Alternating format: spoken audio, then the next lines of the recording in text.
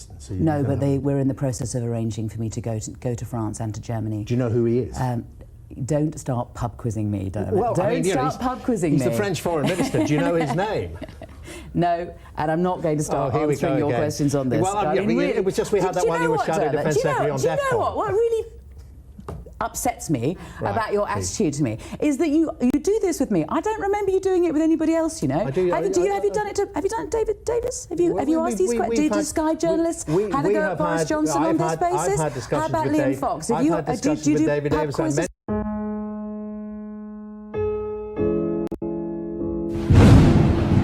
Discussions with Liam Fox. I mean, honestly, really. But quite seriously. Can we talk about some serious stuff? Well, why don't we talk about Syria? How about talking about North Korea? You really want to spend this time pub quizzing me? Let me talk. I won't then. What's with you? Let's talk about North Korea. Let's talk precisely Sunday about morning, that. Do you honestly. think? Well, the fact that you don't know the French foreign minister's name. Oh, okay, yeah. Well, what about the South Korean president then? If we want to talk about North Korea, do you know the name of the South Korean president? Let me talk about who's been talking about nuking Pyongyang. Let me talk about North Korea. The South Korean president whose name I guess you don't know. And the important point, which is about our security and world security, is that how we are going to approach North Korea into the future. All right, but how would we approach? And if you want me to go with you to a pub tonight, and we can do a pub quiz tonight, I'm let's do it. I'm not the Shadow Foreign Secretary. You know, honestly. I'm not the Shadow Foreign Secretary. You know, I mean, we're talking about perhaps a global conflict here, and one nation and the important thing is one nation threatening nuclear strikes on the other. Yes. Thought you might have been rather. And I can tell you that I am extremely interested in this, and I will talk about. President is? I will. I'm not getting drawn by you into this nonsense. I'm quite prepared to talk politics with you and to talk about the principles and the threats to the country. But just for future reference, Park Hoon-hee. It is a she. But we will move on. We must always make sure that we are prepared to confront and stamp out whenever it raises its ugly head. And whether that's racism, whether that's anti-Semitism or sexism, you know, I think that we absolutely must call it for what it is. But it's interesting you're saying there is more to be done within the Labour Party. There is always more to be done. There is always more to be done, and do you know what? There's certainly a lot more to be done by the Tories, and I certainly think that sometimes when it comes to sexism, some Sky presenters need to look at themselves too.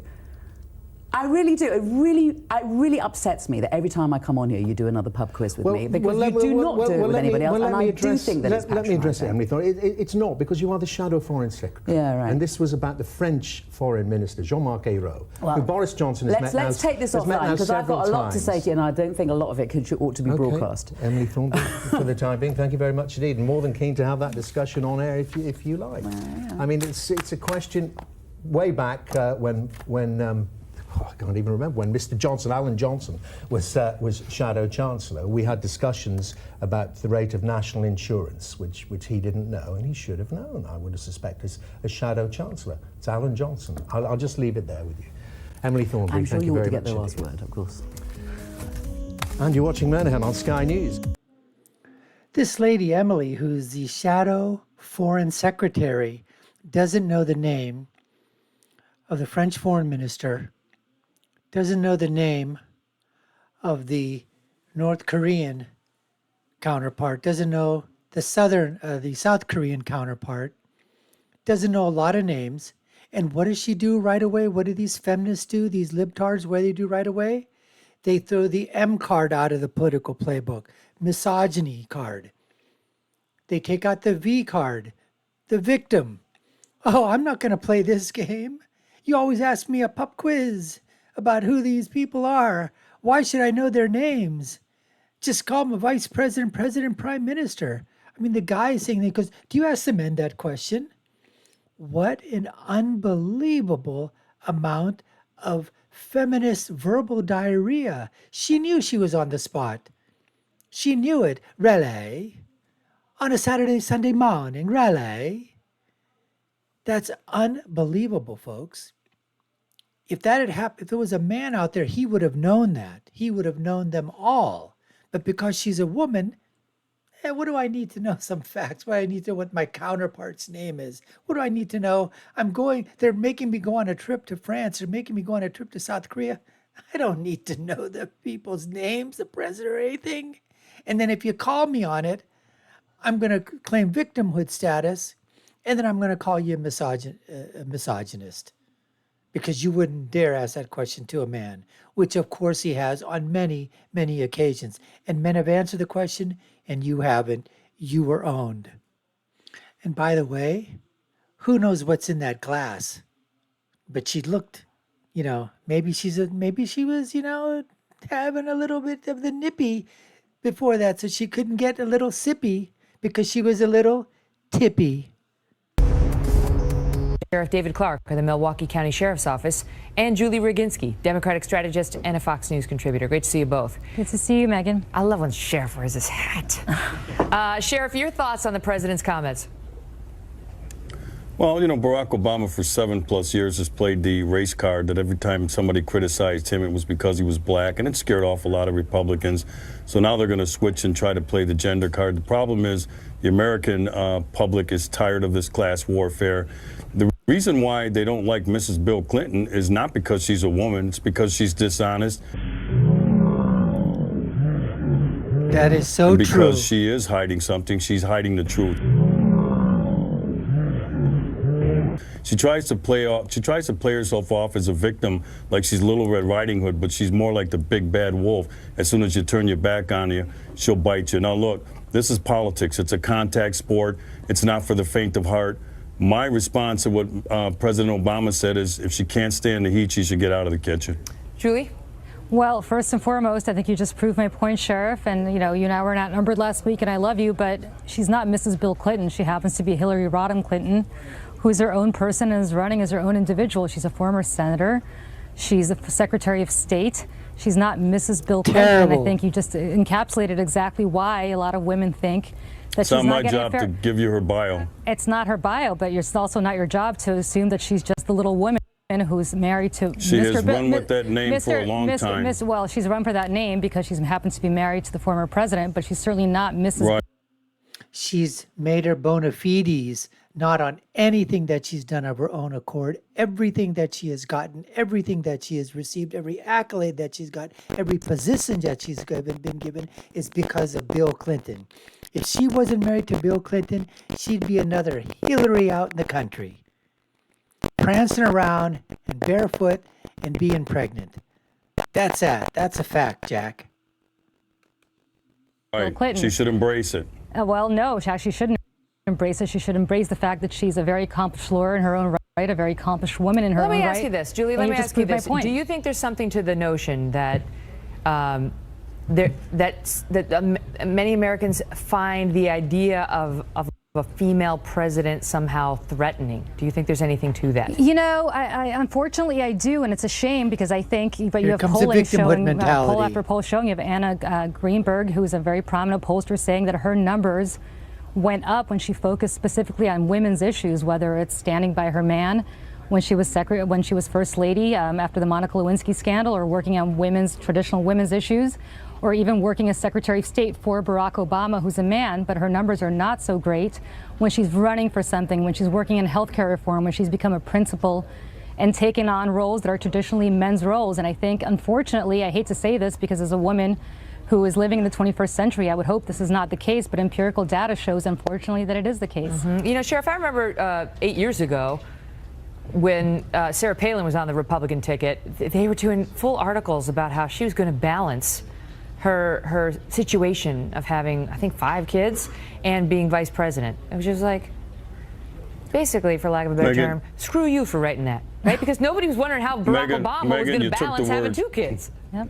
So it's, Right, Megan, you it's still took the there words to out some of extent. my mouth. Go ahead. When you mentioned Sarah Palin, because the way the Democrats treated Sarah Palin was nothing short of shameful. Also, the way they treated Condoleezza Rice when she was the Secretary of State, they did the same thing. So all of a sudden, when it's one of those women who gets close to the White House, then it's okay to trash them. But when it's one of their women, then they try to play the victim card. America's tired of that stuff right now. She should stand on her own 2 feet.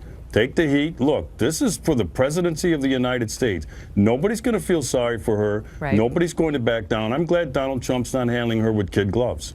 Right. Julie, that is true that there was, Sarah Palin endured a lot of sexism when she was running, and the women's groups, I mean, the silence was deafening. They were not there for her. You tell me.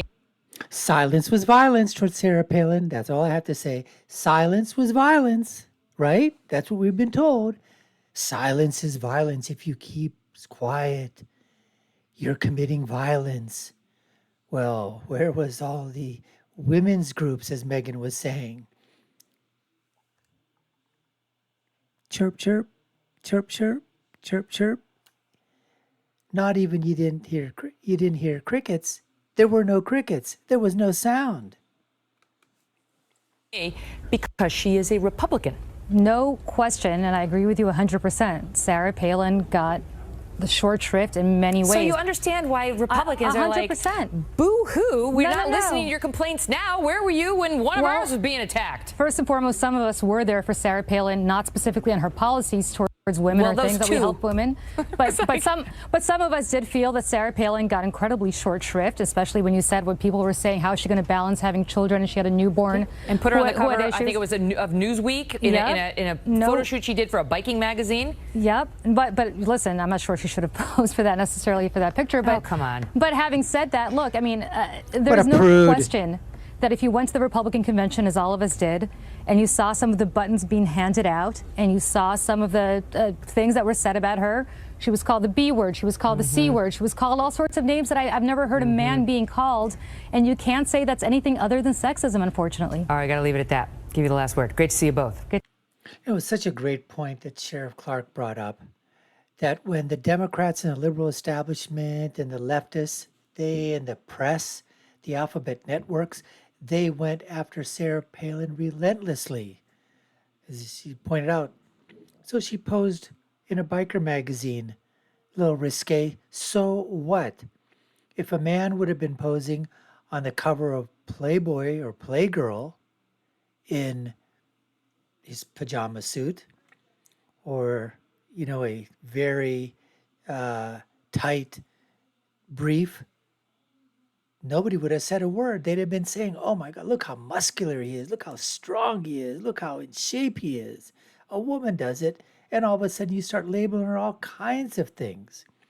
But if it was a Democrat woman, if that was Hillary that would pose for that, oh, I don't think we want to see that picture, do we? Thunder thighs and, you know, thunder calves. I don't think we want to see that. Or maybe she would have put on a biker, maybe she would have had a biker's helmet on, sat on a bike with her panty pants suit on, and that's what we would have seen. But nobody would have said anything then, folks. Nobody. It's a double freaking standard. But when she was being attacked, it didn't matter, because Sarah Palin, conservative, Republican, fair game. But oh, Democrat women cry victimhood at the first sign of anything thrown at them, anything going at them, anything written about them, anything said about them. The V card comes out of the political playbook. The manhood, the misogyny card, the double M card gets thrown on the table. And sexist, the S card. Every one of them, folks, they throw them out like candy because they know they can get away with it, because the mainstream media and the alphabet networks are going to go along with it when it's one of their own. Anyways, we appreciate you taking the time to watch. You've been watching the Dr. Nasser Sheikh Show. I've been your host. My name is Dr. Nasser. Hope you enjoyed the program. If you like our content, tell us in the comments below. Even better, subscribe, like, share, and follow. You all know what to do. I'll leave you with my final thought, which is, when you're right, you're right. And when you're left, you're wrong. Until next time, folks, take care and stay safe.